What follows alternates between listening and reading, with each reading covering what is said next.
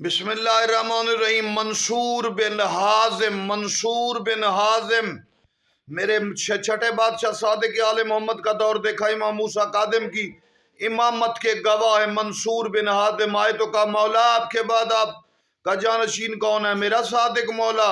तो मौला ने इशारा किया कि इमाम मूसा कादिम है। तो इमाम मूसा कादिम अलैहिस्सलाम की उम्र उस वक़्त 5 साल थी। चूंकि इमाम तो आगाज से इमामत के मनसब पर फायज होते।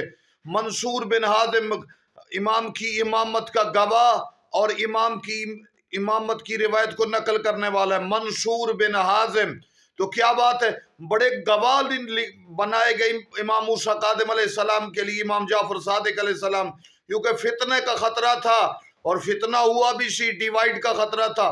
तो इन वफादारों ने काम किया। जब आफ्ताब जहान माताब जमान इमाम जमाना आएंगे, तमाम फितने खत्म होंगे, एक ही कौम होगी।